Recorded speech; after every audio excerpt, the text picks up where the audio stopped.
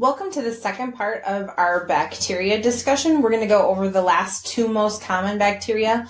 Like I said before, there are many more bacteria that can cause foodborne illness, but we're kind of only talking about the big players. There's some other ones, but these are the ones that are probably, if you get sick with them, have the potential to get you into like a hospital or something like that because of how badly you get sick.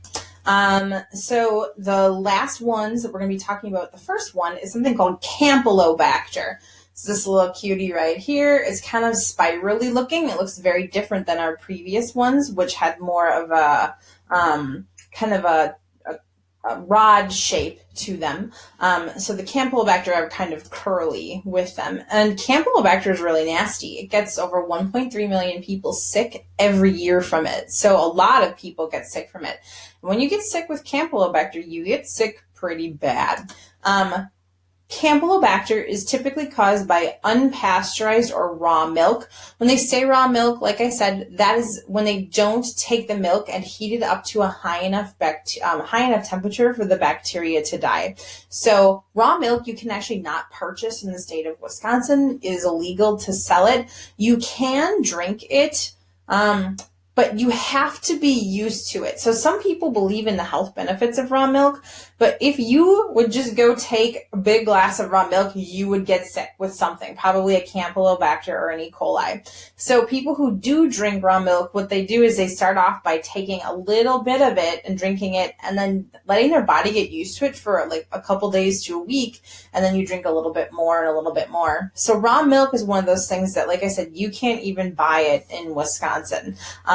It's really hard to come by. But you can also get Campylobacter from chicken, shellfish, turkey, and contaminated water. So there's a lot of different places that you see them. When you get sick with Campylobacter, most people get sick within 2 to 5 days. So it's pretty fast that you get sick with it, and it's pretty nasty. So your symptoms include diarrhea, and it may be bloody, so that is not great. Cramps, which come with the diarrhea. And one of the hallmark telltale signs of Campylobacter infection is that you get bloody diarrhea and a high fever. So you have a higher than normal fever, usually in the 102s and 103s or higher, and you're pretty sick. That can make you kind of delirious feeling on top of, additionally feeling bad. So that is not helpful. And you can also throw up. So in general, you are not having a very good time with this.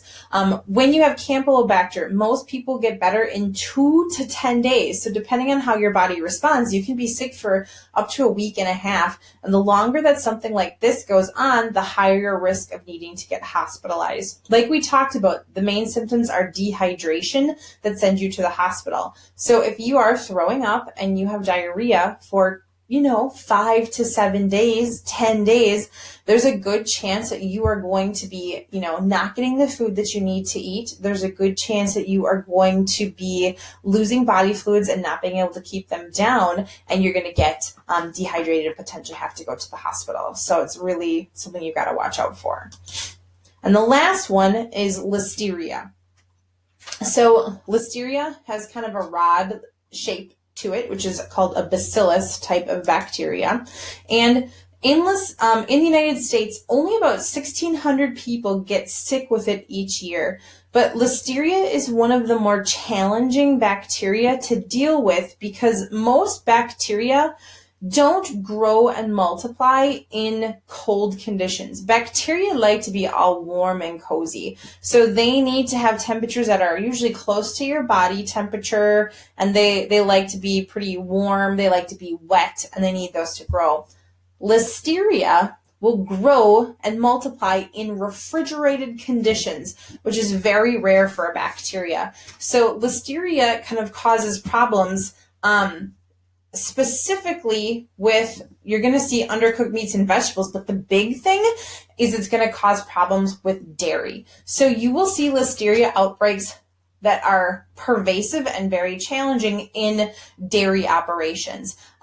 There was one time a dairy that had a Listeria outbreak, and so what happened was they checked the holding tanks where the where the milk was being stored. And so what they did was they dumped all the milk out, thousands of gallons of milk.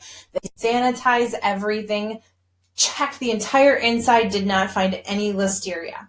Then they filled it back up with milk, let it go for a little longer. A month later, they had another listeria outbreak. And you're like, what is going on? They repeated the cleaning process and the sanitizing process, and it happened again, and they couldn't figure it out. And what they found was that they actually had a crack in their tank that when you put milk in it, it expanded the tank, and the listeria were inside the crack. Listeria are really, really, really hard to clean. And because they keep growing and multiplying when it's cold, they're really difficult for dairies to figure out. So I have seen recalls on food for listeria for ice cream from a number of companies. You will see that happening.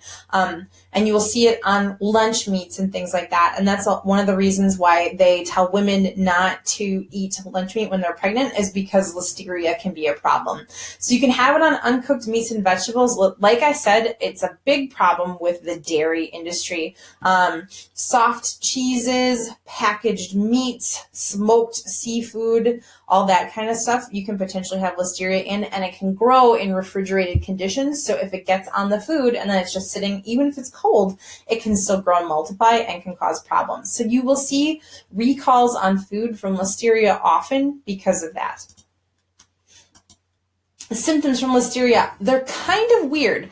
So if you are an average person, you may not have many symptoms, but listeria is most dangerous if you are a pregnant woman. So if you're pregnant and you get listeria, you may feel tired, you may feel achy, you may get headaches and that kind of stuff. But the problem is that if you get listeria, listeria will attack your unborn baby. And so what can happen is if you get an infection from that, you could have a miscarriage, you could have a stillbirth or premature delivery, or an infection of your newborn. So your baby could be born with that infection. And so that is the big reason why they tell women not to eat deli meat when they're pregnant, is because of that potential infection. It can be very scary. If you are an average person, your symptoms could include a headache, a stiff neck, confusion, loss of balance, meningitis, which is an inflammation of the sheaths in all of your nerves, and convulsions in addition to fever and muscle aches. So it's not the same as other infections, and that's why it can be kind of weird. And some people show no signs of infection at all, so it's kind of very different. The symptoms of listeria can last anywhere from days to weeks, and it can take months for people to actually show signs of being sick from listeria as well. So it's a very challenging thing to deal with. And like I said, the most consequences show up for pregnant women, which can be problematic. In general, the people who are most affected by foodborne illness are the very young. And the very young are most affected because they either don't have the ability to kind of maintain their body systems as well, or they don't have a very developed immune system, and that can cause problems as well. The very old tend to have weaker immune systems, and they're really easily able to get dehydrated. So for old people, it's kind of weird, but old people are actually made of less water than young people are. They're literally less wet. And so when they get sick with something like that, it's very easy for them to become dehydrated compared to your average young adult or even a regular adult, because they have less water to start with. And what happens is if your electrolytes, which are kind of the particles that keep your whole body in balance, get wiped out, it can cause problems. Pregnant women obviously are compromised because they are growing something inside of them, and so their immune systems are compromised, and they can't have drugs in the same way that a person who isn't pregnant is. And immunocompromised people, so those would be people who are either sick with some inflammatory disease that affects their immune system, or if they're receiving drugs because of something going on with their immune system, whether it's chemotherapy or an immune system deficiency. These people have to be very careful if they get ill with a foodborne illness, because they are the people who typically end up hospitalized. Your average person can end up hospitalized, but most of the time they recover. It's this category of people who tend to run into most of the problems.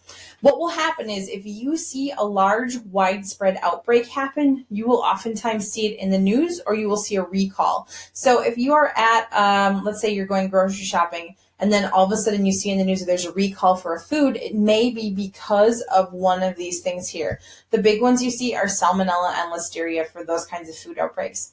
The other thing you will see is you'll see them happening sometimes at restaurant chains. A few years ago, Chipotle had a really bad stretch where they were having some foodborne illness issues because of that. But I know that like recently there's been a bunch of spinach recalls and romaine lettuce recalls and sprout recalls and chicken and beef, and you will see them on the news. And if you at this point know the type of bacteria, you can kind of know what happens. When enough people start to get sick, when you get sick with a specific type of bacteria, they oftentimes, especially if you go to the hospital, report that to the health department.